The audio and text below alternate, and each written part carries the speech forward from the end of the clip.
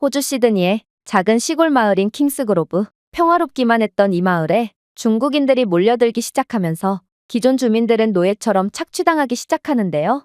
그런데 다리를 다쳤는지 발걸음을 옮기는 것조차 버거워 보이는 한국인 할아버지가 나타나더니 이내 모든 주민들을 경악하게 만드는데요. 그렇다면 이들에게는 대체 무슨 일이 있었던 것인지 자세한 내용 살펴보도록 하겠습니다. 호주 여성의 사연입니다. 저는 시드니의 교회 마을인 킹스그로브에서 살고 있는 엘라라고 합니다. 조용하고 한적한 시골 마을이었던 저희 마을은 모든 주민들이 평화롭게 살아가고 있었는데요. 물론 평균 연령이 높아서 저 같은 젊은이들이 살기엔 조금 심심한 곳이긴 하지만 여유롭고 한적한 삶을 추구하는 제게 이곳만한 곳도 없었죠. 저는 이곳의 유일한 번화가에서 카페를 운영하고 있는데 정말로 일하기 싫을 때는 그냥 집에서 쉴 수 있는 이런 여유가 정말 마음에 들었습니다. 그러나 얼마 전부터 중국인들이 떼거지로 들어오기 시작하면서 이런 행복은 산산조각 나버렸는데요. 이들은 처음에는 저희 마을에서 얌전히 지내며 동네 분위기를 살피더니 이내 저희 마을에 대해 완전히 파악한 후에는 본색을 드러냈거든요. 중국인들은 단체로 몰려다니면서 동시다발적으로 저희 번화가를 공격하기 시작했는데요. 중국인 몇 명은 가게 주인과 대화하는 척하며 정신을 쏙 빼놓고 몇 명은 가게 주위에 약물을 숨겨뒀는데 나중에 와서 가게에서 약물이 발견됐으니 경찰에 신고하겠다는 식이었죠. 그들은 당황한 저희에게 감옥에서 평생을 썩고 싶지 않으면 자신들이 하고 있는 사업을 도우라며 협박했는데요. 시드니 중심에 있는 자신들의 아지트에 약물을 배달하고 오라며 상납금을 꼬박꼬박 내줘야겠다며 각종 불법적인 일에 저희를 끌어들이며 돈까지 갈취해갔죠. 아마 그들은 시드니 등의 여러 도시 중심부에 있는 자신들의 아지트로 약물을 배달하기 위해 한적한 저희 마을을 경유지로 삼은 모양이었습니다. 어쨌든 저 또한 그들에게 당한 피해자 중 한 명으로 그들의 말에 홀려 각종 불법적인 일에 강제로 가담해야만 했고 정신 차려보니 저는 정말 점점 더 깊은 수렁 속으로 빠져들어가고 있었습니다. 빠져나오기엔 그들에게 이용당해 가담한 일들이 너무 많아서 경찰에 알릴 수도 없었죠.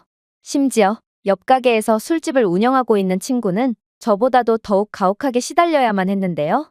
그는 급기야 극단적인 시도까지 할 정도로 정신이 피폐해진 모양이었습니다. 다행히도 그는 목숨은 건질 수 있었으나 얼마 안가 아무에게도 알리지 않고 평생을 살아온 마을에서 도망가 버렸습니다. 이렇듯 그나마 번화가에서 가게를 운영하며 마을을 활기차게 만들던 젊은 사람들이 다들 마을을 떠나거나 중국인들에게 협박당해 착취당하니 점점 마을의 유일한 번화가도 생기를 잃고 시들어갔습니다. 말 그대로 마을은 점점 죽어가고 있던 것이죠. 저만 해도 중국인들의 불법적인 심부름에 동원되느라 카페를 거의 열지도 못했으니까 말이에요. 그러다 한 번은 초이라고 불리는 한국인 할아버지 한 분이 제 카페에 들르셨습니다. 이 할아버지는 매일 제 카페에 들르시는 할아버지셨는데 초이 할아버지는 제게 꽤나 특별한 존재입니다.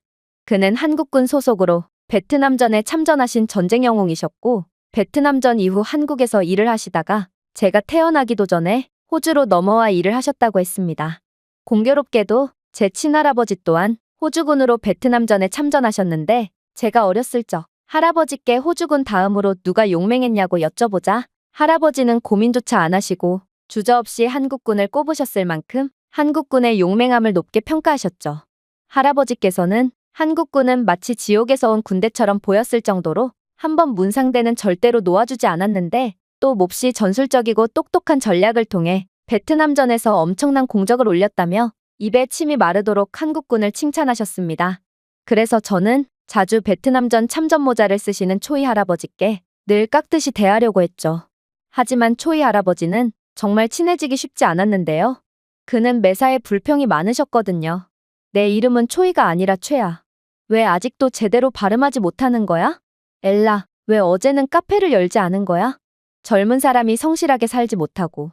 평소에는 베트남전 참전용사신 초이 할아버지를 존경하는 마음에서 어떤 잔소리를 하시든 잘 받아줬던 저였지만 지금의 제게는 그럴 만한 여유가 없었습니다.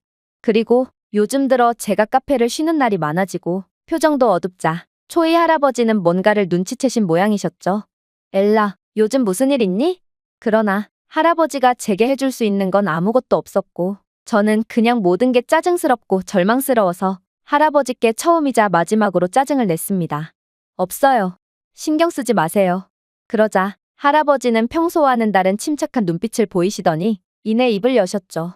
요즘 들어 동네에서 활기를 치고 다니는 중국 놈들 때문이니? 그놈들 뭔가 이상해 보이긴 하더라고. 저는 화들짝 놀라서 할아버지를 쳐다봤고 할아버지의 뭔가 꿰뚫고 있는 듯한 눈빛에 압도당한 저는 그 즉시 카페 문을 닫고 홀린 듯 할아버지께 그동안 있었던 모든 일들을 털어놓기 시작했습니다. 그동안 마음고생이 심했던 저는 할아버지께 털어놔봤자 별 소용이 없음을 잘 알고 있음에도 오열을 하며 그동안 마음속 깊은 곳에 파묻어뒀던 말들을 쏟아냈습니다. 평소에 그렇게나 짜증스러우셨던 초이 할아버지였지만 그 순간만큼은 굉장히 침착한 태도를 유지하셨고 이내 그동안 고생 많았다는 말과 함께 자신이 전부 처리해주겠다는 믿지 못할 이야기를 하시더군요.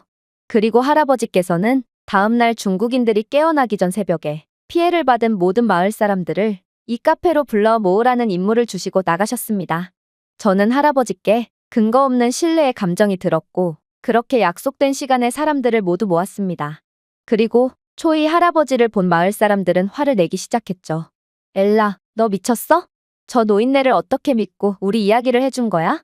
저 할아버지가 입이라도 뻥끗하는 순간 우리 모두가 쇠고랑을 차야 한다고. 저 할아버지는 뭐야? 다리도 절고 제대로 걷지도 못하는 노인네가 어떻게 우리를 도와줄 수 있단 말이지? 말로만 짓거릴 생각이라면 당장 집어치워. 그러나 이런 격양된 반응에도 초이 할아버지는 눈도 깜짝하지 않고 충격적인 말씀을 하셨습니다. 나는 한국군의 부사관으로서 베트남 전쟁에 참전해본 경험이 있습니다. 큰 전략은 참모들이 짰지만 실제 전투에서 통용되는 세부적인 전술은 전부 내가 도맡았죠. 내 경험상 중국 놈들은 내가 상대했던 베트콩 게릴라군과 특징이 유사합니다. 분명 우리는 전쟁에서는 패배했지만 내가 소속된 부대는 모든 전투에서 승리를 거두었고 이번에도 어김없이 승리를 거둘 겁니다. 할아버지의 단호한 말씀에 술렁이던 사람들은 일순간 조용해졌고 그렇게 초이 할아버지의 기가 막힌 전술이 시작됐습니다. 베트콩 게릴라군들은 민간인들을 미끼로 우리를 기습하곤 했습니다. 즉, 주변에 가장 가까이 있으면서 또 믿음직해 보이는 존재를 미끼로 호시탐탐 우리를 노린 거죠. 내가 봤을 때 중국 놈들도 마찬가지입니다. 따라서 우리는 이 지역 경찰들을 믿을 수 없습니다. 그들은 매수됐을 가능성이 크거든요. 실제로 뭔가 이상하긴 했습니다. 아무리 도시 외곽의 작은 마을을 담당하는 경찰이지만 이렇게 중국인들이 대놓고 활개를 치고 다니는데 경찰이 이들의 범죄를 모를 리가 없거든요. 이어서 초이 할아버지는 시드니 곳곳에 베트남전 향후회가 있고 자신은 그곳에서 많은 경찰들과 친분을 쌓았다고 말씀하셨는데요. 공교롭게도 저희가 약물 배달을 가는 아지트 근처에도 자신의 동료 아들이 경찰로 근무하고 있고 그들이 저희를 도와줄 거라고 했습니다. 그리고 저희에게 동전과 똑같이 생긴 뭔가를 줬는데 이건 소형 녹음기와 GPS 위치 추적기라며 약물을 배달할 때 좋은 증거가 될 수 있을 거라고 말씀하셨죠. 그렇게 저희 중에서도 꽤나 많은 사람들이 불법 행위에 동원된 날 작전은 시작됐습니다.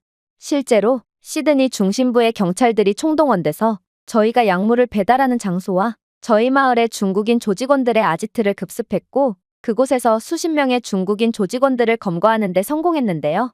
또한 중국인들의 지시가 녹음된 증거자료와 할아버지가 개인적으로 수집한 사진과 영상들까지 증거로 채택되어 중국인 조직원들을 일망타진할 수 있었죠. 다행히도 저희의 그간 협박에 의한 어쩔 수 없는 협력은 정상 참작되었고 마을 사람들에게 불이익이 가는 건 없었는데요. 중국인들은 의리도 없는지 자신들과 연루된 저희 마을 경찰들까지 싹 다 불어버리는 바람에 저희 마을의 부패 경찰들까지 전부 감옥으로 가게 됐습니다. 초이 할아버지는 말 그대로 모든 것을 꿰뚫어보고 계셨던 것이죠. 만약 저희가 더는 못 버텨서 마을 경찰들에게 사실을 털어놓았으면 어떻게 됐을지 정말 상상만 해도 심장이 떨리네요. 또한 초이 할아버지와 개인적인 친분이 있다던 시드니 중심부의 엘리트 경찰은 그저 민간인일 뿐이었던 할아버지를 보자마자 경례를 하는 것을 보니 할아버지의 베트남전 공적은 아주 대단했던 모양이었습니다. 어쨌든 저희 마을의 영웅이 된 초이 할아버지는 이전에 매사에 불만이 많은 짜증 많은 노인네의 이미지를 완전히 벗어버렸는데요. 그리고 이날의 승리를 축하하기 위해 모인 자리에서 초이 할아버지가 살아온 인생에 대해서도 알 수 있었습니다. 초이 할아버지가 베트남전에 참전하신 이유는 참전 지원금을 받아서 가난해서 밥도 제대로 못 먹던 가족들을 먹여 살리기 위해서였는데요.